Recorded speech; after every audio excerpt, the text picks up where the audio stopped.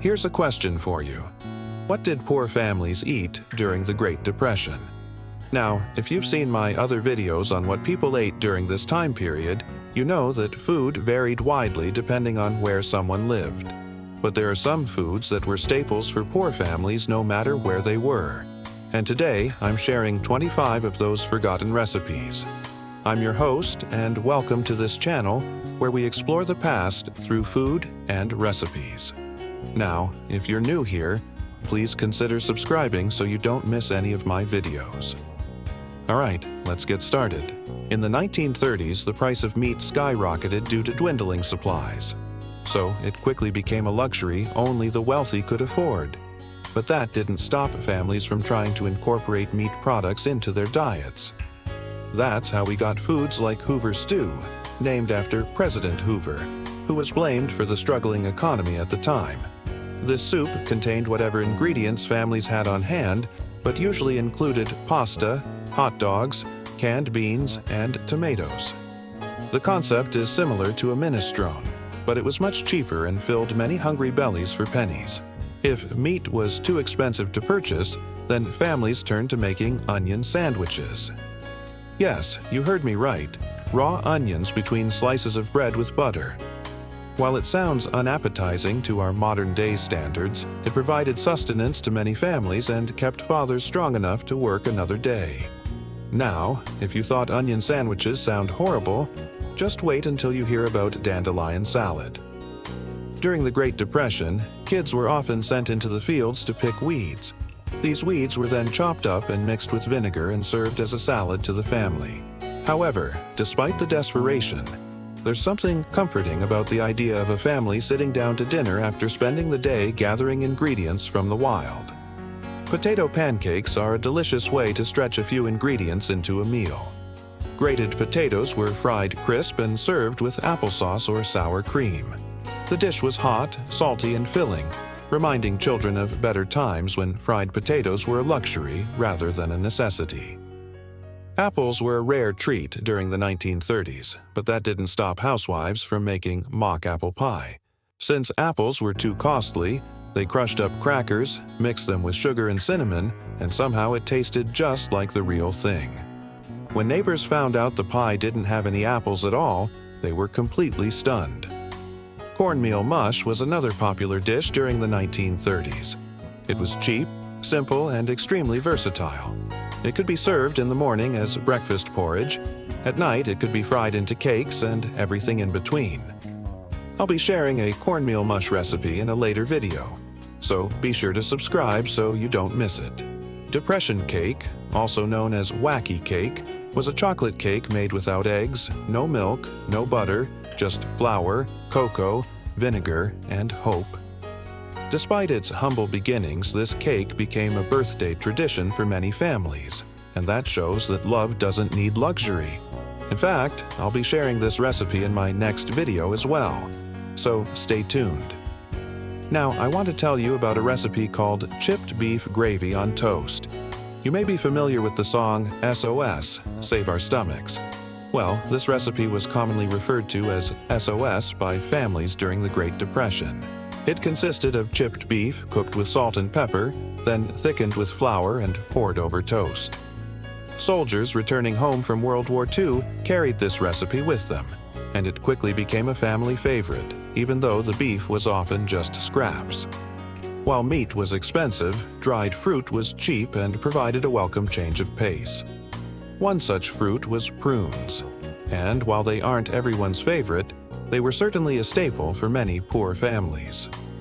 Prune pudding consisted of cheap dried fruit boiled until tender and sweetened with sugar or molasses. It was served as dessert and felt like a celebration after long days of hunger. Cabbage soup may not sound like the most exciting meal, but during the 1930s it brought families together. Cabbage was inexpensive and filling, and it was often boiled with potatoes until tender. Sometimes the only liquid they had to cook the cabbage and potatoes in was water. Still, families laughed and shared stories around their steaming bowls of soup, because even when the food was thin, their love was thick. Now, if you think that's sad, hold on to your aprons because things are about to get even more desperate. Carrots took the place of hot dogs in some families. That's right. Hot dogs vanished from grocery stores due to inflation, leaving families to find other sources of protein. Instead, they roasted carrots in buns and seasoned them with mustard. The dish wasn't fancy, but it reminded children that it could have been worse. They could have been eating onion sandwiches. Peanut butter stuffed onions is an interesting recipe that combines sweet and savory flavors. During the Great Depression, protein was priceless, and when baked onions were filled with peanut butter, it gave strength to laborers before the dawn of a new day. While this dish may seem strange to our modern-day taste buds, it was a necessity for many families. Milk was another luxury item during the 1930s, but that didn't stop families from making milk toast. This simple dish consisted of slices of bread soaked in warm milk with sugar. It wasn't much, but it provided comfort to children who were reminded of being cared for. Speaking of simple, liver and onions was another staple dish during the 1930s. Cheap cuts of organ meat were fried with onions and served weekly to many poor families. The strong flavors disguised the hardship, but kept families alive. Homemade noodles were a way for families to stretch their meals even further. Flour and water were inexpensive and filling, and with a little elbow grease they could be turned into noodles. Families would spend hours working by hand, creating enough noodles to feed several people. The noodles were then added to soups, stews, or served as a side dish alongside meager portions of meat. Their hands worked from sunrise to sunset to ensure that no one went hungry. Now, let's move on to one of my favorite recipes, bread pudding. Nothing was wasted during the 1930s. And when bread began to go stale, it was transformed into a dessert. Stale bread was soaked in milk and sweetened with sugar or raisins. It wasn't fancy, but it was a nice change of pace. Victory gardens were a way for families to take control of their food supply during the 1930s. With meat and produce prices soaring, families planted beans, squash, and greens in their backyard gardens. Every bite tasted of survival, sacrifice, and self-reliance. And that's why we have a recipe called Victory Garden Stew. It's a simple stew made with whatever vegetables families were able to grow in their victory gardens. It was a comforting meal that reminded them that they could make it through hard times as long as they had each other and a little bit of land to call their own. Eggs were another luxury item during the Great Depression, and that's why some families turned to making eggless pancakes. Believe it or not, these pancakes were just as good as the ones that included eggs. They were made with baking powder and water, and kids didn't care that they weren't getting the extra protein. To them, pancakes meant happiness, and they were willing to eat them any way they could get them. Cabbage rolls were another popular dish during the 1930s. Cabbage leaves were stuffed with rice or scraps of meat and then boiled until tender. They were cheap, filling, and families often shared them with their neighbors. Rice pudding was a staple dessert for many poor families during the 1930s. This warm, sweet dish gave hope to children who ended each day with a little bit of sweetness. It didn't matter if it was made with water or milk, rice pudding was a comforting end to a long day.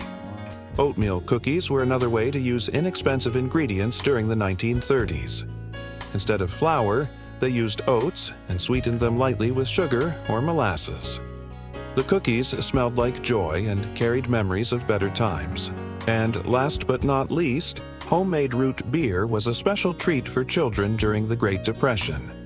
Sugar, yeast, and patience were the key ingredients to this homemade soda, and children cherished it like treasure. So there you have it, 25 recipes that poor families ate during the Great Depression. From chipped beef gravy on toast to homemade root beer, these recipes are a testament to the resilience and resourcefulness of our grandparents and great-grandparents. They remind us that even in the darkest of times, there is always hope for a brighter tomorrow. Which of these recipes would you try? Let me know in the comments section below. And if you enjoyed this video, please hit the thumbs up button and share it with your friends and family. Until next time, happy cooking and eating.